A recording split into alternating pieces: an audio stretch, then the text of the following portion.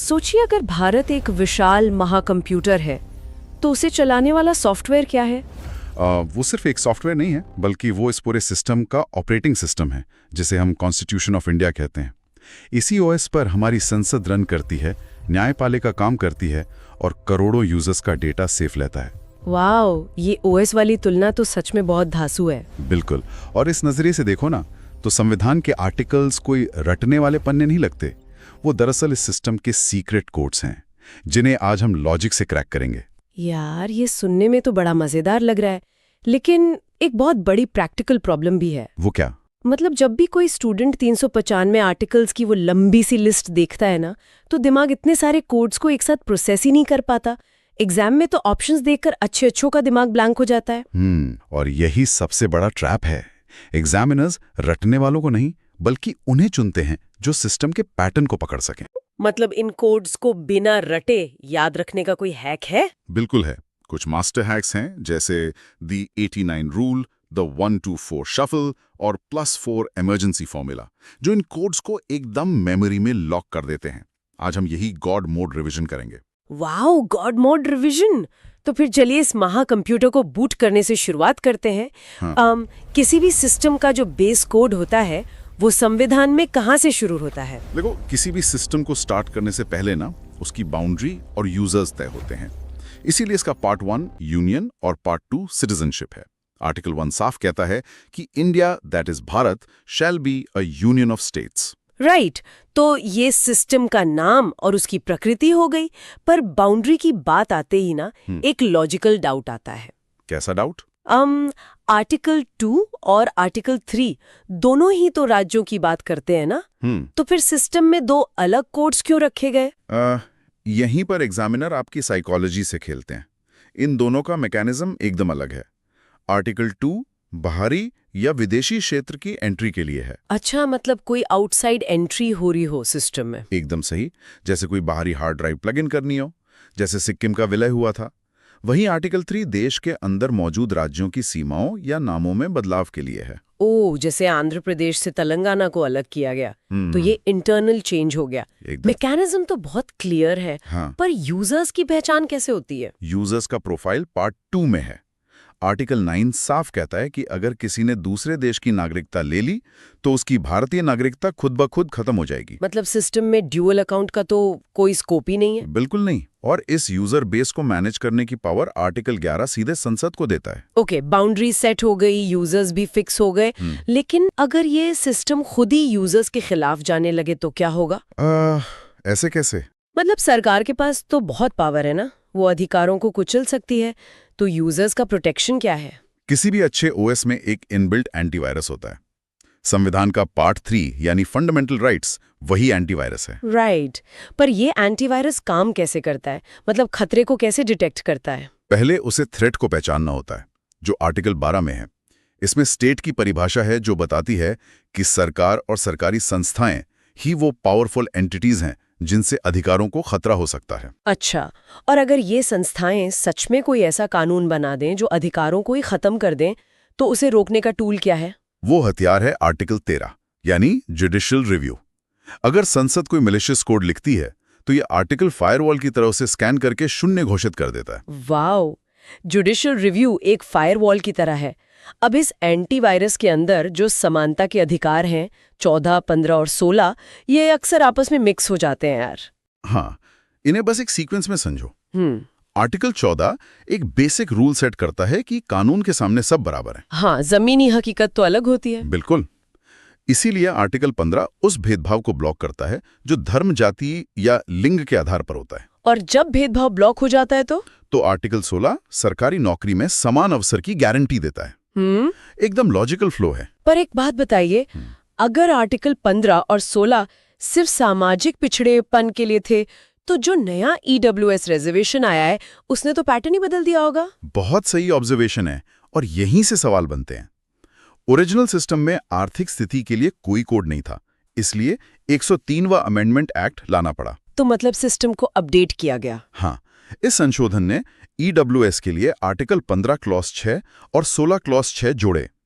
इसी समानता वाले ब्लॉक में आर्टिकल 17 छुआछूत का अंत करता है और 18 उपाधियों का अंत करता है। समानता तो समझ आ गई, लेकिन यार सबसे ज्यादा बवाल तो फ्रीडम वाले अधिकारों पर होता है ना? बिल्कुल, क्योंकि फ्रीडम ब्लॉक सबसे डायनामिक है। आर्टिकल 19 नागरिकों को 6 तरह की आजादी देता है, जैसे बोलने की या शांतिपूर्वक इकट्ठा होने की। और आर्टिकल 20 शायद दोष सिद्धि से बचाता है। हाँ, और उसके बाद आता है इस पूरे संविधान का सबसे शक्तिशाली और अमर कोड, जो है आर्टिकल 21, यानी लाइफ एंड लिबर्टी। इसे अमर या इमॉर्टल कोड क्यों कहते हैं?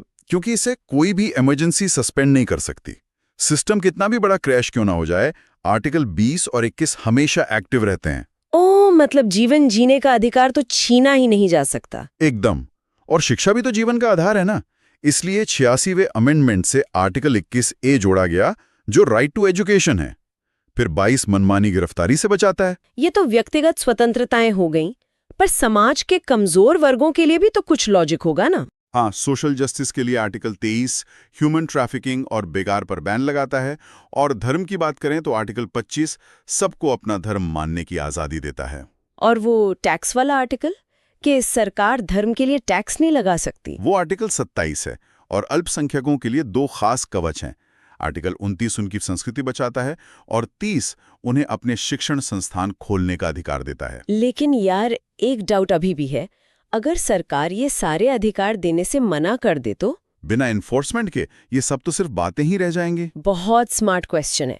इसीलिए निर्माताओं ने इस हिस्से के अंत में एक मास्टर की दी है, जिसे आर्टिकल 32 कहते हैं, यानी कॉन्स्टिट्यूशनल रेमेडीज। अच्छा, मतलब अगर अधिकारों पर अटैक हो तो हम सीधे सुप्रीम कोर्ट जा सकते हैं? बिल्कुल। यूजर इस कोड के जरिए सुप्रीम कोर्ट को एक्टिवेट करता है और कोर्ट रिट जारी करके उस अधिकार को लागू करवाता है। एंटीवायरस का काम तो क्लियर है, यूजर्स सेफ हैं। लेकिन ये जो सरकार है जिसे हम एडमिनिस्ट्रेटर मान रहे हैं, उसका क्या? उसका कोई रोड मैप तो होना चाहिए ना? एकदम से। अधिकारों के बाद सिस्टम को बताना जरूरी था कि उसका टारगेट क्या है। इसके लिए पार्ट 4 में DPSP बनाए गए हैं। मतलब सरकार के लिए गाइडलाइंस? हाँ, जैसे आर्टिकल 39 कहता है संसाधनों का सही बंटवारा हो, और इसी का 39D समान काम के लिए समान वेतन सुनिश्चित करता है। और जो लोग पैसे की कमी से कोर्ट नहीं जा सकते, उनके लिए कौन सा कोड है? उनके लिए आर्टिकल 39A है, जो फ्री लीगल एड की बात करता है। राइट। और DPSP में पंचायतों का भी एक बहुत इंपॉर्टेंट कोड है ना, जो गांधी जी का सपना था। वो है आर्टिकल 40, जो ग्राम पंचायत के गठन का निर्देश देता है। इसी तरह 97वें अमेंडमेंट से आर्टिकल 43B जोड़ा गया, जो कोऑपरेटिव सोसाइटीज को प्रमोट करता है। और वो आर्टिकल जिस पे आजकल हमेशा चर्चा होती है, यूनिफॉर्म सिविल कोड। उसे याद रखना तो सबसे आसान है, आर्टिकल 44। इसमें 4 और 4 समान अंक हैं, और ये सभी के लिए समान नागरिक संहिता की बात करता है। वाओ, 4 और 4 समान, तो समान नागरिक संहिता, ये बढ़िया है। इसके अलावा 48 कृषि के लिए, 48A पर्यावरण के लिए, और एक बहुत क्रिटिकल मैकेनिज्म है आर्टिकल 50 में। वो क्या करता है? वो न्यायपालिका और कार्यपालिका की शक्तियों को अलग करता है, ताकि दोनों आपस में ना टकराएं, और 51 अंतर्राष्ट्रीय शांति का निर्देश देता है। तो DPSP राज्य का टारगेट हो गया, पर अगर राज्य इतना सब कर रहा है तो यूजर्स की भी तो कोई जिम्मेदारी बनती होगी। बिल्कुल। अगर सुरक्षित सिस्टम इस्तेमाल कर रहे हो तो बदले में कुछ रेंट यानी किराया तो देना होगा। यही किराया पार्ट 4A का आर्टिकल 51A है, जिसे फंडामेंटल ड्यूटीज कहते हैं। यहाँ तक तो सब लॉजिकल है, लेकिन जब सेंटर और स्टेट के एग्जीक्यूटिव की बात आती है ना, तो प्रेसिडेंट और गवर्नर के आर्टिकल्स एकदम मिक्स हो जाते हैं।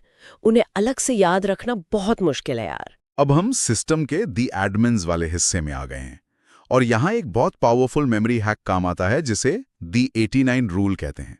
दी 89 रूल, ये कैसे काम करता है? लॉजिक ये है कि पहले केंद्र का ढांचा बना और फिर उसी पैटर्न पर राज्य का।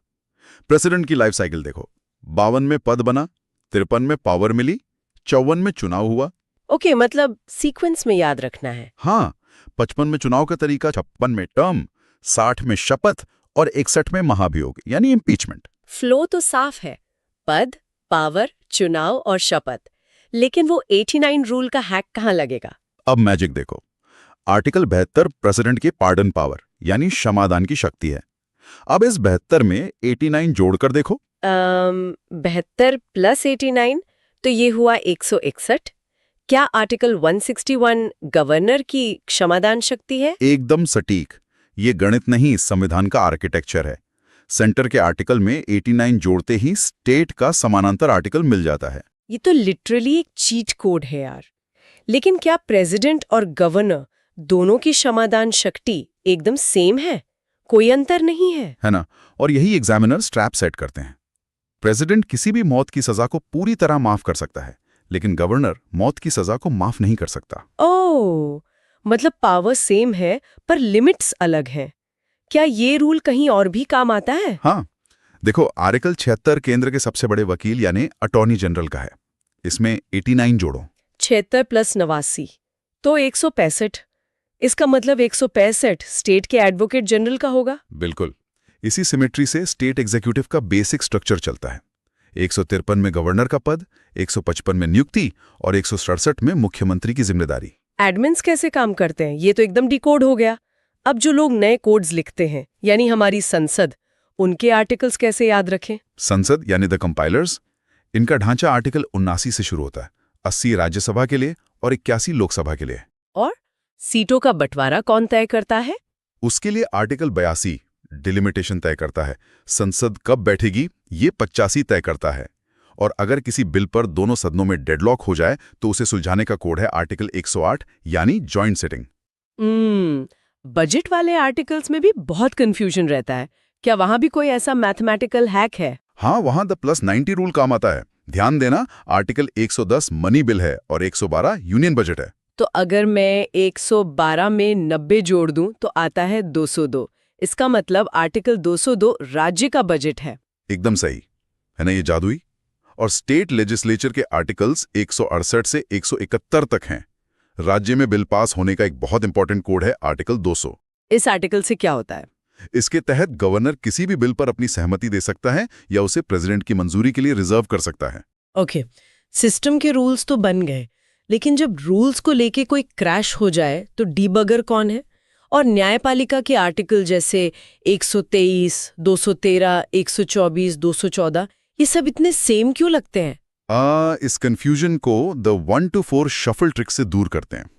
लॉजिक समझो, अगर संसद नहीं चल रही और अचानक कोई कोड डालना पड़े तो प्रेसिडेंट ऑर्डिनेंस लाता है। ये इमरजेंसी कोड है 123 यानी आर्टिकल 123। ओके, 123। अब इसे शफल कैसे करना है? अब इन अंकों को शफल करो और एक को बीच में ले जाओ तो बन जाएगा 213। ओह, तो आर्टिकल 213 राज्य में गवर्नर का ऑर्डिनेंस हो गया। बिल्कुल, इसी तरह देश में सबसे ऊपर एक ही सुप्रीम कोर्ट है, तो बेस कोड 1 से शुरू होता है, 124 यानी आर्टिकल 124। अब इसे शफल करो तो क्या बनेगा? 214 मतलब आर्टिकल 214 राज्यों के लिए हाई कोर्ट बन जाता है। ये शफलिंग तो सच में कमाल है ना? सुप्रीम कोर्ट के कुछ स्पेशल आर्टिकल्स भी हैं जो सीधे एग्जाम में आते हैं। हाँ। जैसे 129 उसे कोर्ट ऑफ रिकॉर्ड बनाता है। और वो आर्टिकल कौन सा है जिससे सुप्रीम कोर्ट का फैसला सब पर लागू होता है? वो आर्टिकल 141 है जो उसके फैसले को बाइंडिंग बनाता है। और 143 प्रेसिडेंट को सुप्रीम कोर्ट से सलाह लेने का अधिकार देता है।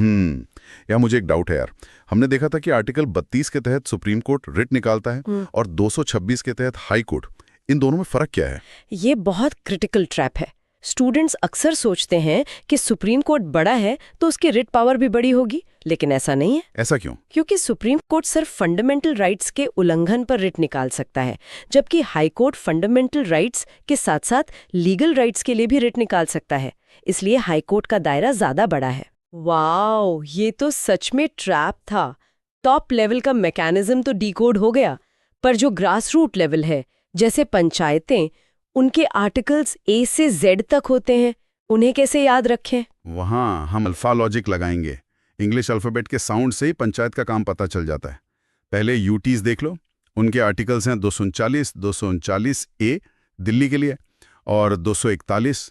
और पंचायतों के लिए अल्फा लॉजिक कैसे काम करेगा? देखो, पंचायत को काम करने के लिए क्या चाहिए? पावर चाहिए।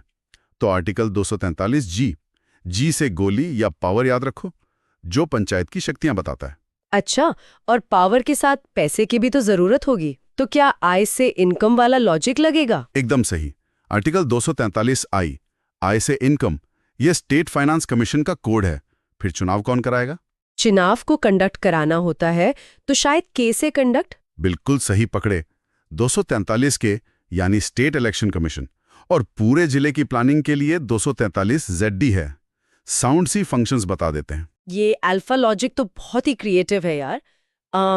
अब अगर सेंटर और स्टेट के बीच डेटा या पावर ट्रांसफर की बात करें तो उनके रिलेशंस कैसे मैनेज होते हैं? इसके लिए खास कोड्स हैं। आर्टिकल 249 राज्यसभा को पावर देता है कि वो राष्ट्रहित में स्टेट लिस्ट के विषय पर संसद को कानून बनाने दें, और नदियों के पानी का विवाद हो तो उसे आर्टिकल 262 से सुलझाते हैं। और राज्यों के बीच कोऑर्डिनेशन के लिए? उसके लिए आर्टिकल 263 में इंटरस्टेट काउंसिल है। और देश का खजाना कैसे मैनेज होता है? देश की मेन तिजोरी आर्टिकल 266 में है, जिसे कंसोलिडेटेड फंड कहते हैं, और इमरजेंसी में तुरंत पैसे के लिए 267 में कॉन्टिंजेंसी फंड है। फाइनेंस की बात हो, जीएसटी का नाम ना आए ऐसा तो हो नहीं सकता। बिल्कुल। 101वें अमेंडमेंट से एक बड़ा अपडेट आया, आर्टिकल 279A, जो जीएसटी काउंसिल बनाता है। अच्छा, फाइनेंस में सीएजी और फाइनेंस कमीशन दोनों का नाम आता है। इन दोनों में मूल अंतर क्या है? इनके मैकेनिज्म में बहुत बड़ा फर्क है। आर्टिकल 148 सीएजी के लिए है, जो बीते हुए खर्च का पोस्टमार्टम करता है कि पैसा सही जगह खर्च हुआ या नहीं। और finance commission? Article 280 finance commission का है, जो भविष्य की प्लानिंग करता है कि आने वाले सालों में पैसे का बंटवारा कैसे होगा। मतलब एक अतीत देखता है और दूसरा भविष्य। ये तो एकदम क्रिस्टल क्लियर हो गया। एक कंफ्यूजन और है, ऑल इंडिया सर्विसेज और यूपीएससी को लेकर। आर्टिकल 312 और 315 में क्या अंतर है? इसे ऐसे डिकोड करो, 312 नौकरी बनाता है और 315 एग्जाम लेता है। आर्टिकल 312 राज्यसभा को नई ऑल इंडिया सर्विस बनाने की पावर देता है। और उनके एग्जाम के लिए जो संस्था बनेगी वो 315 से बनेगी। एकदम सही। इसके बाद चुनाव के लिए 324 में इलेक्शन कमीशन है, और 326 से हमें अडल्ट वोटिंग का अधिकार मिलता है। और राइट टू प्रॉपर्टी तो अब फंडामेंटल राइट नहीं रहा ना? हाँ, उसे आर्टिकल 300A में शिफ्ट करके सिर्फ एक लीगल राइट बना दिया गया है। सिस्टम की वर्किंग तो समझ आ गई। हाल ही में नारी शक्ति वंदन अधिनियम बहुत चर्चा में था, तो महिलाओं के आरक्षण के कोड्स कहाँ जोड़े गए हैं? ये बहुत इंपॉर्टेंट अपडेट है। पार्ट 16 में पहले से SC/ST के लिए 330 और 332 मौजूद थे। 106वें अमेंडमेंट ने इसी के आगे लोकसभा के लिए 330A और विधानसभा के लिए 332A जोड़ दिए हैं। ओह, मतलब उसी पैटर्न में नए सब आर्टिकल्स ऐड कर दिए। हाँ, और इसी पार्ट में 3 प्रमुख कमीशन हैं, 338 SC के लिए, 338A ST के लिए और 338B OBC के लिए।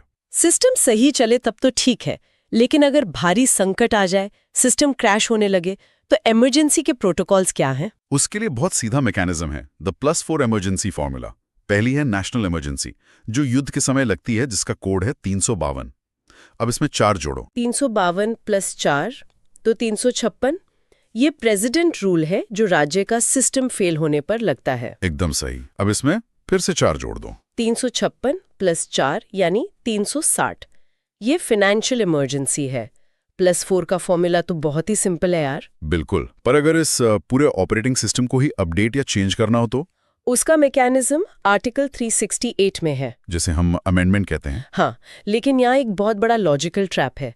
368 के तहत संविधान बदलने के लिए संसद में स्पेशल मेजॉरिटी चाहिए होती है, पर जो हमने आर्टिकल 3 में देखा था, नए राज्य का निर्माण, उसके लिए 368 का इस्तेमाल नहीं होता। मतलब राज्य का नाम या सीमा बदलने के लिए स्पेशल मेजॉरिटी की जरूरत नहीं है? बिल्कुल नहीं, वो काम संसद सिर्फ सिंपल मेजॉरिटी से कर सकती है।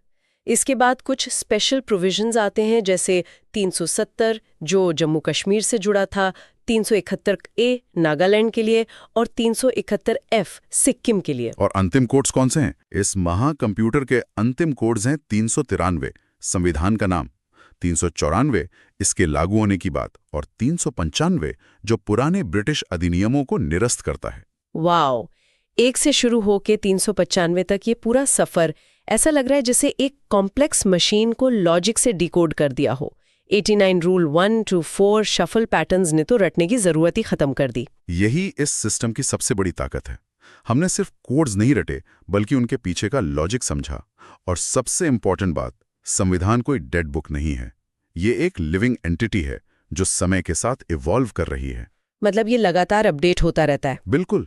सोचो, अगर आर्टिकल 21 के छोटे से बीज ने खुद को इतना विशाल बना लिया कि आज निजता का अधिकार उसका हिस्सा है, तो कल जब इंसान और AI के बीच की रेखाएं धुंधली हो जाएंगी तो क्या होगा? ये तो सच में दिमाग घुमा देने वाला विचार है। क्या भविष्य में डेटा प्राइवेसी, AI आइडेंटिटी या डिजिटल सॉवरेनिटी भी आर्टिकल 21B बनकर एक नए मौलिक अधिकार के रूप में हमारे सामने नहीं आ सकते? अगर तकनीक इवॉल्व हो रही है तो अधिकारों की परिभाषाएं तो बदलेंगी ही और इस सिस्टम को नए कोड्स की जरूरत पड़ेगी। बिल्कुल पड़ेंगी। और इसी इवोल्यूशन को समझना ही एक बेहतरीन एस्पिरेंट और नागरिक की निशानी है।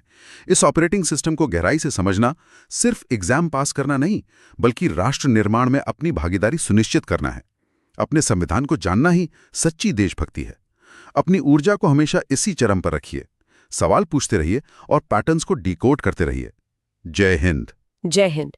और दोस्तों, अगर आपको ये गॉड मोड रिवीजन समझ आया हो तो चैनल को सब्सक्राइब जरूर करें और इसे अपने दोस्तों के साथ शेयर करें ताकि वो भी रटना छोड़कर लॉजिक समझना शुरू करें।